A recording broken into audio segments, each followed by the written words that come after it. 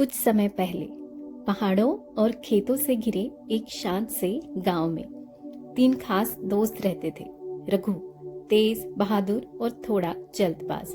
मोहन समझदार, शांत और सोच समझकर फैसले लेने वाला। करीम दिल से साफ, भावुक और हमेशा दूसरों की परवाह करने वाला। तीनों अलग थे, लेकिन उनकी दोस्ती एक जैसी मजबूत थी। ये कहानी है फैसलों की, भरोसे की और एक ऐसे खजाने की जो दिखता कुछ और है और होता कुछ और। गांव में कुछ और लोग भी थे। बाबा वीरन गांव से दूर जंगल के किनारे रहने वाले एक रहस्यमयी बुजुर्ग। लोग कहते थे उन्हें जंगल के हर राज का पता है। चिंटू 10 साल का छोटा बच्चा, जिसकी आंखों में हमेशा सवाल होते थे और दिल में सिर्फ एक्साइटमेंट। लाला सेठ एक अमीर व्यापारी, जिसकी नजर हमेशा सिर्फ पैसे और खजाने पर रहती थी। उसे दोस्ती या भावनाओं से कोई मतलब नहीं था। एक दिन पूरे गांव में खबर फैल गई, जंगल के अंदर एक पुराना खजाना छुपा हुआ है। लोगों में फुसफुसाहट शुरू हो गई, डर भी था और लालच भी।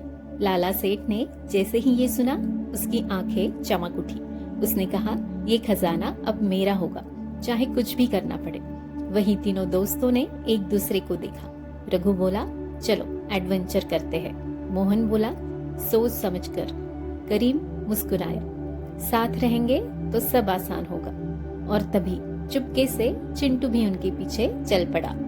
जंगल वैसा नहीं था जैसा उन्होंने सोचा था। पेड़ों की सरसराहट अजीब लग रही थी। हर तरफ धुंध और अंधेरा, रास्ते बार बार बदलते हुए। कभी लगता वो सही जा रहे हैं, कभी लगता वो खो गए हैं। तभी एक मोड़ पर उन्हें बाबा वीरन दिखाई दी। बाबा ने उन्हें ध्यान से देखा और धीरे से बोले, खजाना हर किसी को नहीं मिलता, और जो सिर्फ सोना ढूंढते हैं वो असली खजाना कभी नहीं पाते। तीनों दोस्तों ने उनकी बात गंभीरता से सुनी, लेकिन लाला सेठ जो दूर से सुन रहा था हंस पड़ा। मुझे बस सोना चाहिए, बाकी सब बेकार है। कुछ दूर आगे रास्ता 3 हिस्सों में बट गया। रघु बोला, सीधे चलते हैं, समय बचेगा। मोहन बोला, निशान देखकर चलना चाहिए। करीम बोला, मुझे ये रास्ता सही लग रहा है। तीनों उलझ गए। तभी चिंटू ने मासूमियत से कहा, आप लोग साथ क्यों नहीं डिसाइड करते? तीनों ने एक दूसरे को देखा और पहली बार मिलकर फैसला लिया और सही रास्ता चुन लिया। जैसे ही वो नदी के पास पहुंचे, लाला सेठ ने मौका देखकर एक अलग शॉर्टकट ले लिया, बिना किसी को बताए। उसने सोचा, मैं अकेला ही खजाना ले जाऊंगा। अब कहानी 2 हिस्सों में बट गई। एक तरफ 3 दोस्त और चिंटू, और दूसरी तरफ अकेला लाला सेठ। लाला सेठ तेजी से आगे बढ़ता गया। थकान, डर कुछ नहीं सोचा, और आखिरकार उसे एक बड़ा सा खजाने का संदूक मिल गया। उसकी खुशी का ठिकाना नहीं था। उसने कहा, मैं जीत गया। वही तीनों दोस्त धीरे धीरे आगे बढ़ रहे थे। कभी कोई गिरता तो बाकी संभालते, कभी डर लगता तो साथ हिम्मत देते। उनका सफर मुश्किल था, लेकिन वो अकेले नहीं थे। लाला सेठ ने जैसे ही संदूक खोला, उसका चेहरा उतर गया। अंदर सिर्फ पत्थर थे और एक संदेश, जो अकेला आता है वो खाली लौटता है।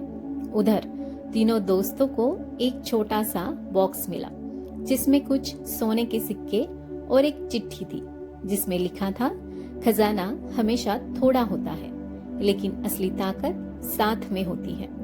लाला सेठ थका हुआ, टूटा हुआ वापस लौटा। उसकी आंखों में पहली बार पछतावा था। उसने कहा, सब कुछ पाने के चक्कर में मैंने सब कुछ खो दिया। रघु ने सीखा, जल्दबाजी गलत हो सकती है। मोहन ने सीखा, सिर्फ दिमाग नहीं, दिल भी जरूरी है। करीम ने सीखा, भावनाओं के साथ समझदारी भी जरूरी है। और चिंटू ने सिखाया, टीम वर्क सबसे बड़ी ताकत है। लाला सेठ ने सीखा, लालच हमेशा हारता है। खजाना सोना नहीं होता, खजाना वो लोग होते हैं जो आपके साथ खड़े रहते हैं।